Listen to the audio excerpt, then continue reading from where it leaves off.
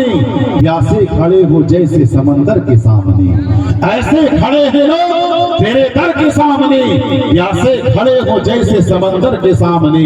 اے وقت اب تو ہوگا کانٹے کا مقابلہ، میں خیر لا رہا ہوں تیرے شر کے سامنے۔ مائک پر ملک ہندوستان کے عظیم مقرر، فاضل نوجوان، خطیب ذیشان، مقرر شعلِ بیان حضرت مولانا محمد اکرم صاحب القاسمی، ناظم اعلیٰ جامعہ حسان ابن ثابت، چینو، گریڈی، جھارکھنڈ۔ نوجوانوں کے اصلاح کے تعلق سے، چونکہ یہ ہمارے ریاض البھائی اپنے والد مرحوم کے ایصال ثواب میں اس جلسے کو رچایا، تو میں مناسب سمجھتا ہوں ذرا سا میں آپ کی خدمت میں والدین سے متعلق کچھ بات عرض کر دوں۔ جن کے والدین حیات سے ہیں اپنے والدین کی خدمت کر لیجئے، والدین کی دعائیں لے لیجئے، والدین کی خدمت کر لیجئے، والدین کی دعائیں لے لیجئے۔ قرآن کریم میں اللہ تبارک و تعالی نے جہاں بھی اپنے بارے میں اپنی عبادت وَاعْبُدُوا اللَّهَ وَلَا تُشْرِكُوا بِهِ شَيْئًا وَبِالْوَالِدَيْنِ إِحْسَانًا، اللہ تبارک و تعالی نے والدین کے ساتھ حسن سلوک کا معاملہ کرو۔ اللہ نے ایک جگہ نہیں متعدد جگہ اللہ تبارک و تعالی نے ارشاد فرمایا والدین کے ساتھ حسن سلوک کرو، والدین کے ساتھ حسن سلوک کرو۔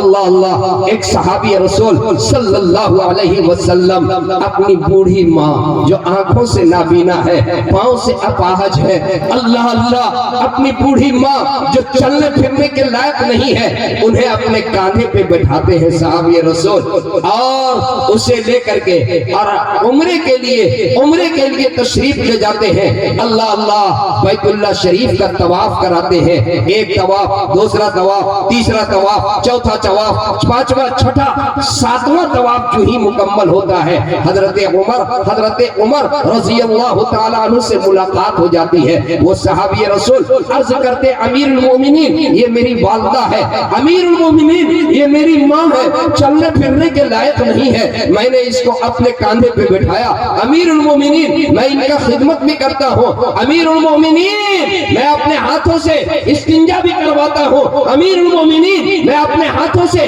ان کے لیے ساری خدمتیں انجام دیتا ہوں، اور آج میں نے اپنے کاندھے پہ بٹھا کر کے اور میں نے عمرہ کرایا، طواف کرایا، اور اب اس کے بعد جو ہے صفا اور مروہ کا سعی بھی کراؤں گا۔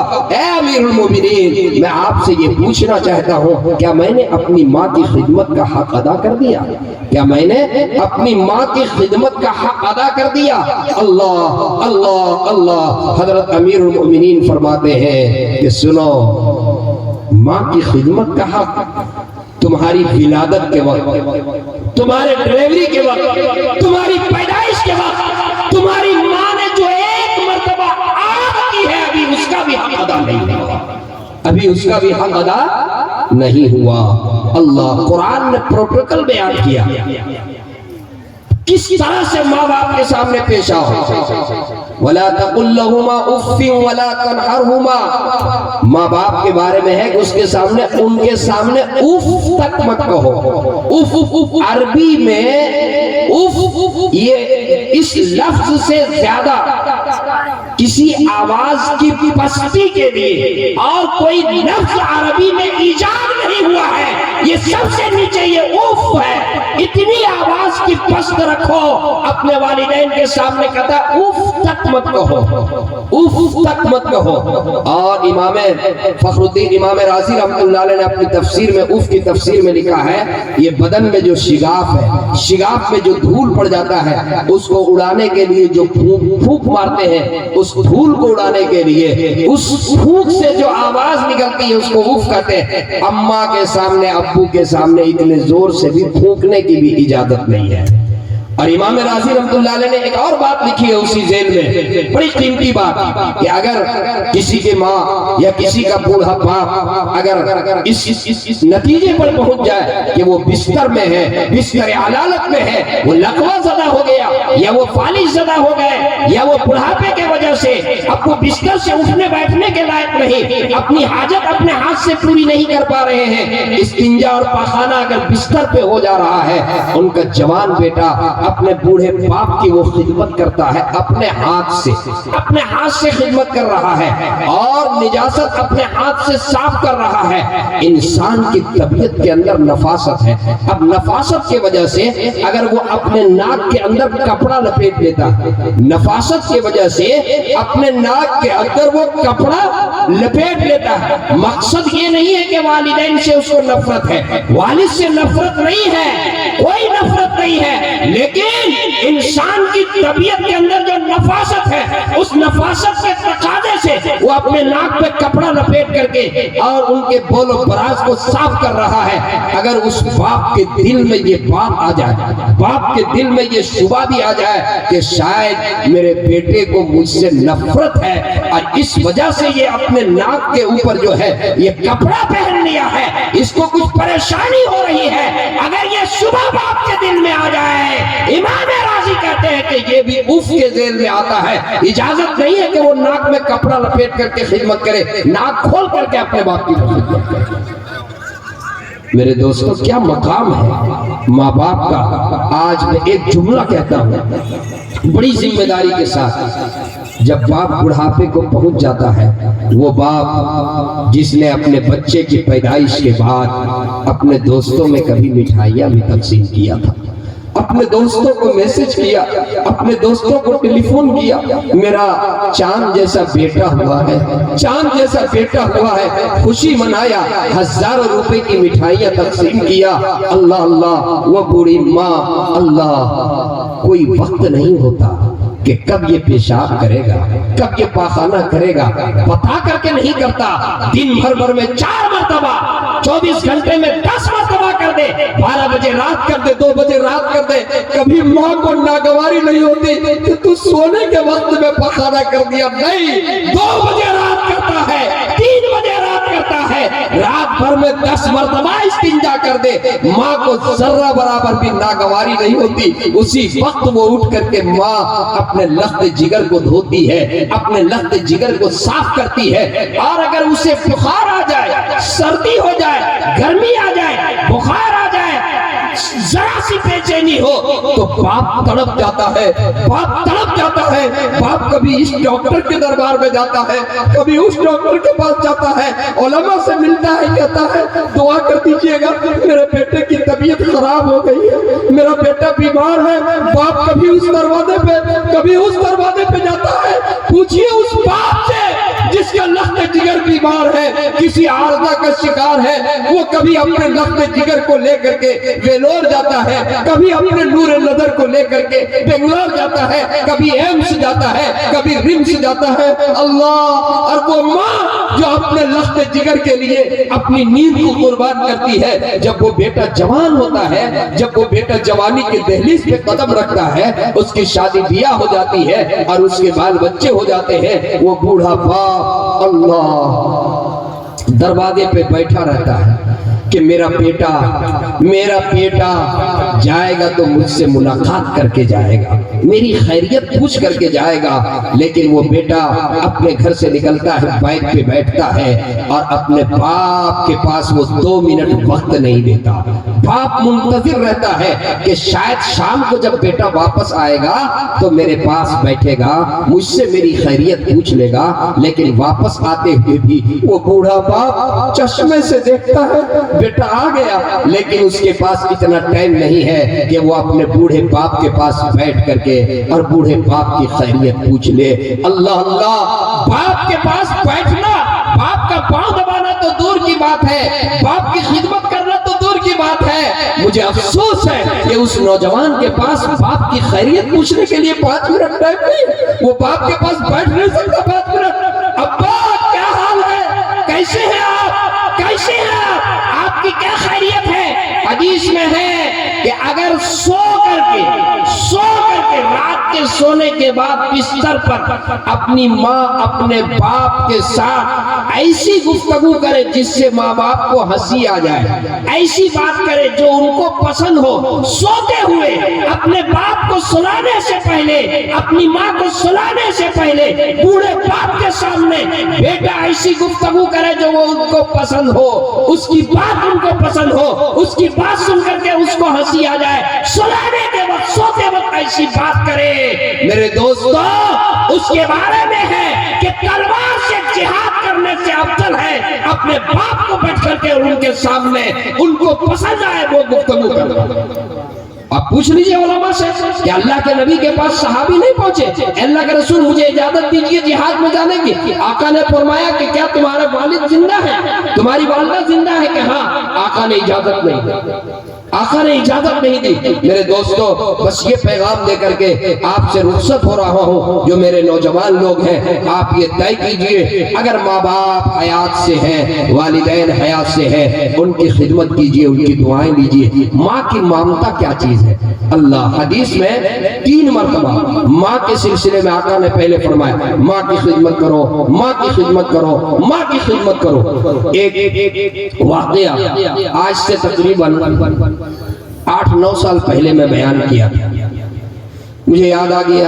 आपकी तवज्जो, इतना शानदार प्रोग्राम और स्टेज की खुसूसियत, सारे उलमा मुतवज्जे।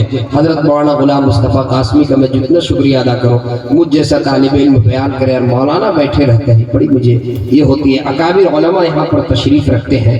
अल्लाह, मैंने एक वाकया बयान किया था आज से कई साल पहले, मुझे याद आया। हजरत मालिक बिन दीनार रहमतुल्लाह, जरा सी तवज्जो से आप सुन लें।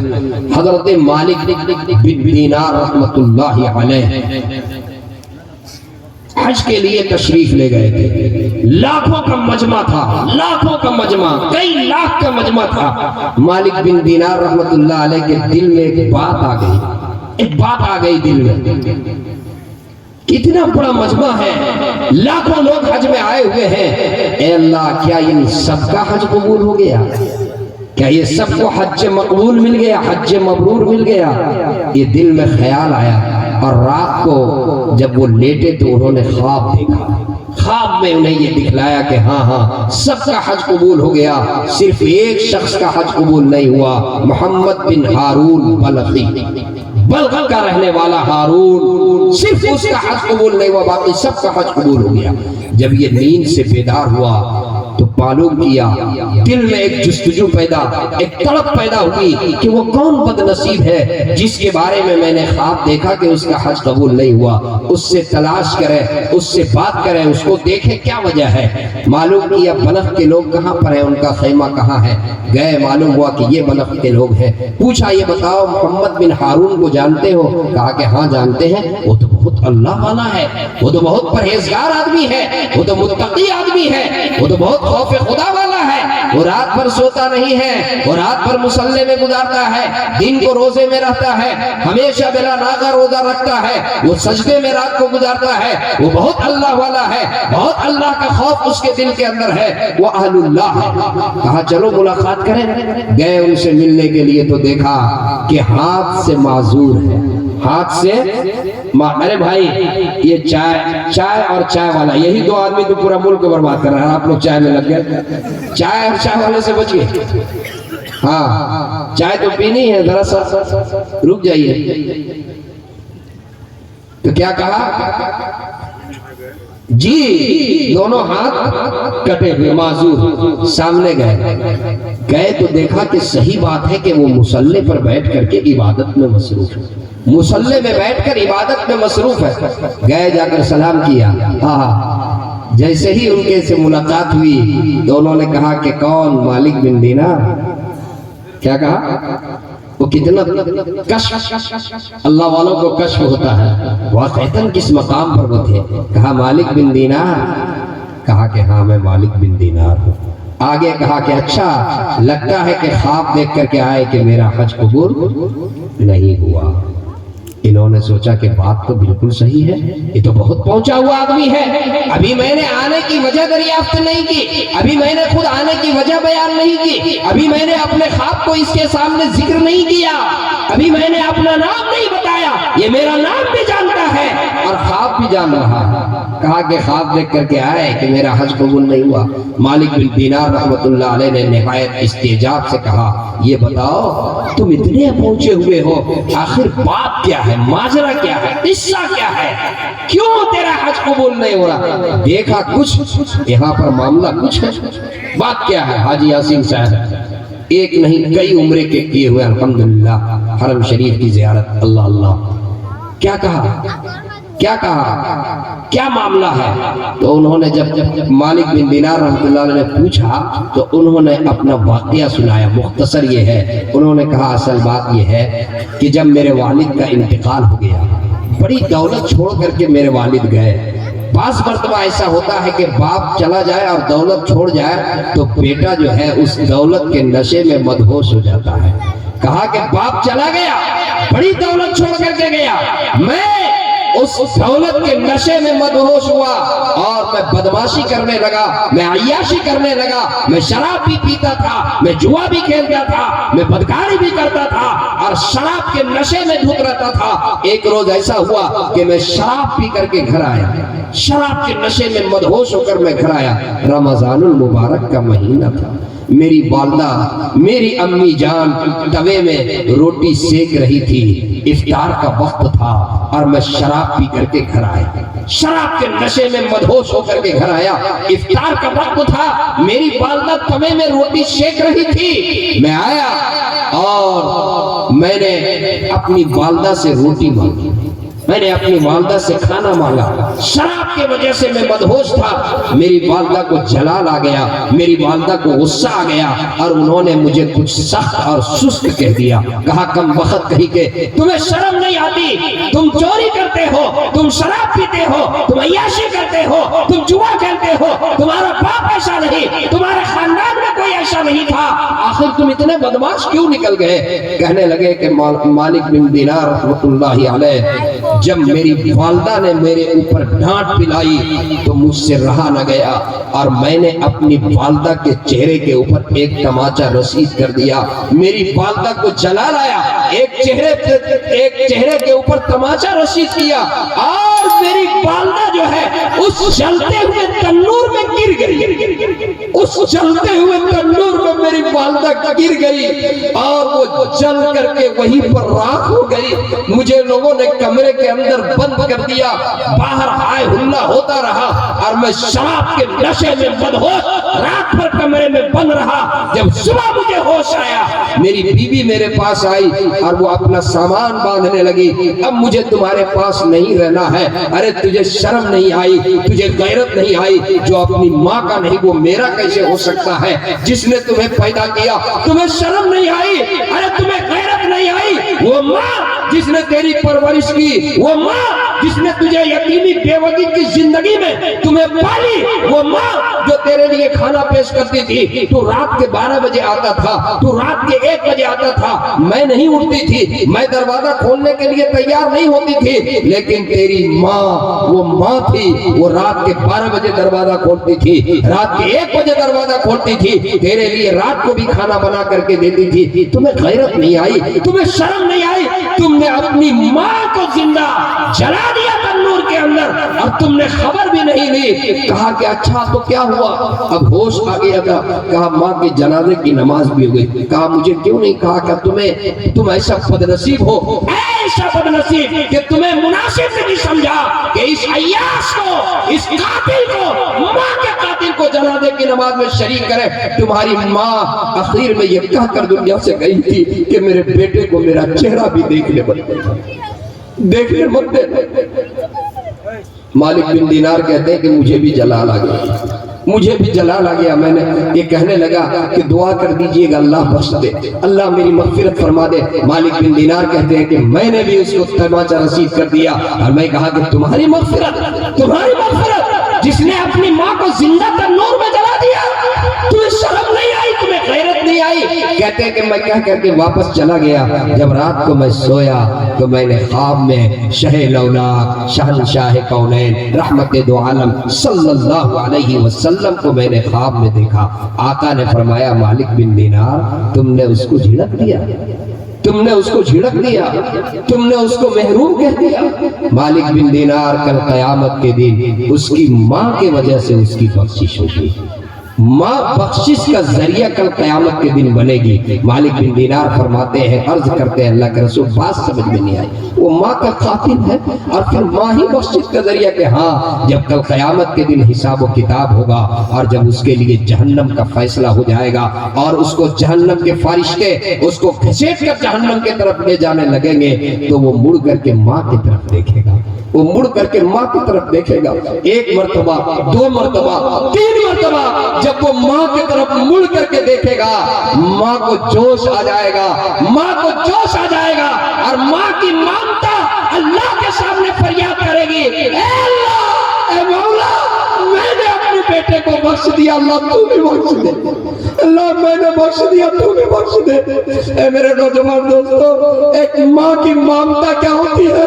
ایک ماں کی مامتا کیا ہے؟ ذرا سوچو ماں کی مامتا جو ماں کا قاتل ہے، اس ماں کے دل میں بھی اپنے بیٹے کے لیے کل قیامت کے دن رحم کا جذبہ ہوگا اور اللہ رب العزت کے سامنے وہ معاف کر دے گی اور اللہ سے وہ سفارش کرے گی، اللہ تو بھی معاف کر دے۔ ماں کی مغفرت، ماں کی بخشش کی دعا پر اور ماں کی سفارش پر اللہ اس کو معاف کر دے گا، اللہ اسے معاف کر دے گا۔ اے میرے نوجوان دوستو، میرا وقت مکمل ہوا، میں انہی چند معروضات پر اپنی بات کو ختم کرتا ہوں۔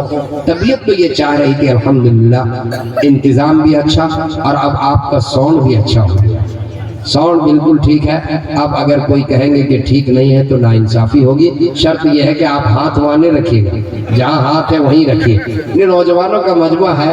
ابھی چند دنوں پہلے ایک پروگرام میں بہار میں تھا تو میں نے ایک لطیفہ وہاں سنایا، نوجوانوں کو میں سنا دوں اور پھر میں اپنی بات کو ختم کروں۔ بعض مرتبہ ایسا ہوتا ہے کہ نوجوان لوگ اپنے گھروں میں حکومت غلط شروع کر دیتے ہیں۔ شادی ہوئی ایک نوجوان جوڑے کی اور شادی ہوتے ہی پہلے ہی دن اپنی بیوی کے سامنے جو ہے قانون سنا دیا۔ ذرا نوجوان لوگ غور سے سنیے، اگر غلط سلط حکومت چلائیے گا تو نقصان کیا ہوگا۔ قانون سنا دیا دسترخوان پر کہ سنو، اس گھر کا مالک میں ہوں، اس گھر کا حاکم میں ہوں، میری حکومت چلتی ہے۔ کہا ہاں سرتاج، آپ کی حکومت کیا حکم ہے؟ حکم یہ ہے کہ اس گھر میں ناشتے میں، دوپہر کھانے میں اور رات کے کھانے میں ہر وقت صرف اور صرف دال پکے گی۔ دال، کہا کہ صرف دال، کہ ہاں، سبزی نہیں، کہ نہیں، چکن نہیں، نہیں مٹن نہیں، کچھ نہیں، صرف دال۔ ناشتے میں کیا بناؤں سرکار؟ دال۔ دوپہر کیا بناؤں؟ دال۔ رات کو کیا بناؤں؟ دال۔ 3 مہینہ بیچاری دال کھاتی رہی۔ وہ 7 بھائیوں میں ایک بہن تھی اکلوتی۔ 3 مہینے کے بعد بھائی ملاقات کے لیے آیا اپنی بہن سے، تو بہن کو دیکھا تو بھائی کے آنکھ میں بھی آنسو آ گئے اور بہن کے آنکھ میں بھی آنسو، سوکھ کے کانٹا ہو گیا، سوکھ کر لکڑی ہو گئی تھی۔ کہا بہن کیا معاملہ ہے، کیا معاملہ ہے؟ کہا کیا بتائیں بھائی، آپ نے تو ایسی جگہ میں بیاہ دلا دیا، صرف دلیے کھاتے، ناشتے میں بھی دال، دوپہر بھی دال، رات بھی دال، دال کے علاوہ کچھ بھی نہیں، اور کچھ بھی نہیں۔ کہا کہ بھائی پریشان ہونے کی کوئی ضرورت نہیں ہے، ہم اس کا علاج کرے دیتے ہیں، یہ ایک گولی، ایک ٹیبلٹ جو ہے یہ دیتا ہوں، رات کو جب دال پکاؤ تو رات کے جس دن جو ہے دال پکاؤ تو رات دال میں اپنے شوہر کو یہ ٹیبلٹ دے کر کے اور دال کھلا دو اور ذرا مجھے خبر کر دینا جس دن یہ کام کرو گا، ٹھیک ہے۔ اب رات کے کھانے میں وہ بیٹھا، دال میں جو ہے وہ نشے کی ٹیبلٹ تھی، نشے کی گولی تھی، اس کو دال میں ڈال کر کے کھلا دیا اور وہ نشے میں جب مدہوش ہو گیا۔ اس کے 4 بھائی، 7 بھائی تھے، کئے بھائی آئے؟ 4 بھائی آئے اور چاروں نے اپنے چہرے کے اوپر کپڑا لپیٹ لیا، اپنے چہرے پر کالا برقع لگا لیا اور آنے کے بعد سب سے پہلے ماشاءاللہ حضرت مولانا سعد النجیب چترویدی ماشاءاللہ اسٹیج پہ تشریف لے آئے۔ بلا تاخیر انشاءاللہ حضرت کا بیان ہوگا، چونکہ حضرت کا سفر ہونا ہے، ابھی مجھے معلوم ہوا۔ آپ لوگ بالکل دل جوئی کے ساتھ بیٹھے رہے، انشاءاللہ آپ کی طبیعت انشاءاللہ پاک باغ ہو جائے گی۔ تو تو وہ نشے کی گولی ڈال کر کے اور کھلا دیا رات میں. چاروں بھائی آئے, انہوں نے اپنے چہرے کے اوپر کپڑا لپیٹ لیا اور جس چارپائی پہ وہ لیٹا ہوا تھا, چونکہ وہ نشے میں تھا, پہلے اس چارپائی پر اس کو کفن میں لپیٹ دیا, اس کو کفن میں لپیٹ دیا اور اس کا کمرہ بدل دیا. اس چارپائی کو اس کمرے سے اٹھا کر کے اور لے جا کر کے دوسرے کمرے میں رکھ دیا. کچھ دیر کے بعد جب نشہ کم ہوا اور اس کی آنکھ کھلی, یہ چاروں بھائی کوڑا لے کر کے اور چاروں طرف کھڑے تھے. اس کی آنکھ کھلی, اٹھ کے بیٹھا, دیکھا کہ یہ میرا کمرہ نہیں ہے اور میرے اوپر کفن لپٹا ہوا ہے اور سامنے چار لوگ ہیں اور چاروں میں سے کسی کو پہچانتے نہیں. تو اس نے کہا کہ تم لوگ کون ہو اور میں کہاں ہوں؟ کہا کہ سنو, اب تو دنیا میں نہیں ہے, تو مر چکا ہے. اب تو دنیا میں نہیں ہے, تو مر چکا ہے. اب تیرا حساب و کتاب شروع ہونے والا, اب تیرا حساب و کتاب شروع ہوگا. سب سے پہلے تم یہ بتاؤ کہ تم نے کیا کیا کھایا دنیا میں؟ کہا کچھ نہیں کھایا, صرف دال, صرف دال. کہا یہ بتاؤ کہ چکن کھایا کہ نہیں کھایا؟ کہ نہیں ہم صرف دال کھایا. کہا کہ 50 کوڑا اس کو مارو. ایک فرشتے سے کہا اس کو 50 کوڑا مارو, اللہ کی نعمت چکن کیوں نہیں کھایا؟ دوسرے سے پھر پوچھا یہ بتاؤ کہ کبھی سبزی, ہری سبزی کھائے کہ نہیں؟ کہ نہیں صرف دال. کہا 50 کوڑا مارو. کیوں نہیں کھایا؟ انڈا کھایا؟ نہیں. 50 کوڑا مارو. مٹن کھایا؟ نہیں. 50 کوڑا مارو. اب 50 کوڑا, 5 کوڑا تو آدمی ایسے ہو جاتا ہے. 200 کوڑے لگے. اب وہ 200 کوڑے لگنے کے بعد پھر جیسے تھا ویسے ہی صبح 10 بجے بیگم آئی. کہا اٹھیے گا نہیں, ناشتہ نہیں کیجیے گا؟ ارے اٹھیے ناشتہ کیجیے. کہا کہ ہاں ناشتہ تو کریں گے, لیکن سنو. کہا کہ جا رہے ہیں آپ کے لیے اسپیشل فرائی گھی میں یہ کر کے اور دال آپ کے لیے لے کر کے آتے. ارے دال نہیں پکانا, دال کا آداب بہت سخت ہے, دال کا آداب بہت سخت ہے. آج رات میں جو ہے مجھے آداب ہو چکا, اس لیے آپ دال نہیں پکائیں گی گھر پر. ہاں ماشاءاللہ یہ نوجوانوں کا مجمع ہے. میں آپ نوجوانوں کو یہ پیغام دے کر کے جا رہا ہوں. میں نے اپنی گفتگو جہاں سے شروع کی, پیارے آقا صلی اللہ علیہ وسلم سے سچی محبت, سچا تعلق, آقا کی سنت کے مطابق زندگی گزارے گا انشاءاللہ. ہاتھ اٹھا کر کہیے انشاءاللہ. اب حضرت مولانا تشریف لا چکے ہیں. مجمع بہت مرتب ہے. مولانا کا بلا تاخیر خطاب ہوگا. اللہ رب العزت اس آج کے اس جلسے کو کامیاب کرے, اور جو ہمارے داعی ہیں حافظ صاحب اور حضرت مولانا کے معرفت سے میں آیا تھا جو اس جلسے کے منتظم ہیں, اللہ تبارک و تعالی سب کی محنت کو قبول فرمائے. وما توفیق الا باللہ.